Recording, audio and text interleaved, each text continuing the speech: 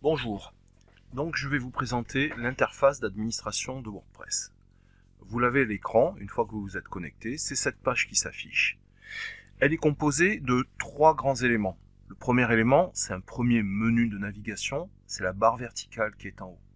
Cette barre verticale permet d'afficher certains menus, comme par exemple le menu créer, qui nous permet de créer des éléments, qui peut varier en fonction des fonctions qu'on a ajoutées au site.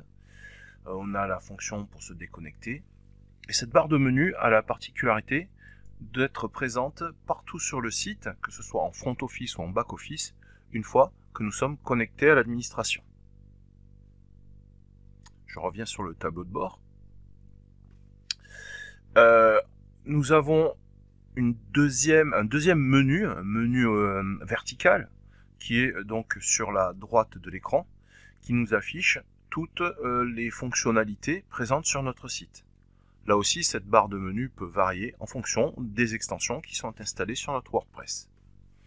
Principalement, nous avons la barre de mise à jour, qui nous indique le nombre de mises à jour disponibles.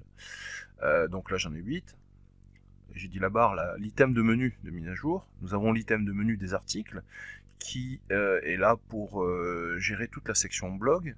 L'item de menu média, qui va nous permettre de gérer tout ce qui est média, images, photos, vidéos, documents PDF, etc. L'item page va nous permettre de gérer les pages web de notre site. L'item commentaire pour gérer les commentaires.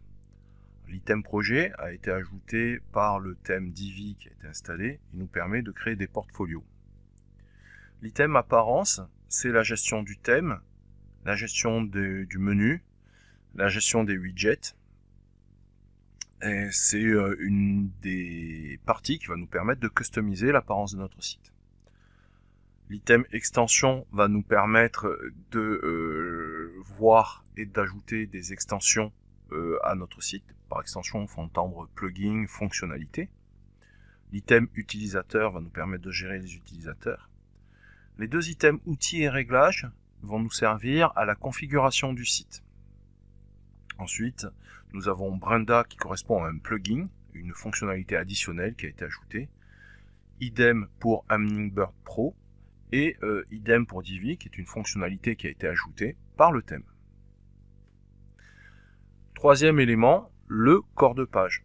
Selon l'endroit où on se trouve, nous avons un corps de page qui s'affiche. Ici, nous avons le corps de page du tableau de bord avec les différentes boîtes, les différents blocs qui peuvent être d'ailleurs déplacés en drag and drop. Voilà.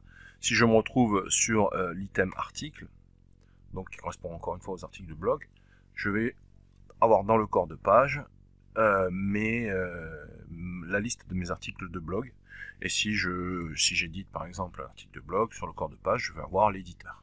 Le corps de page correspond au contenu. Voilà pour cette présentation rapide de l'interface de WordPress.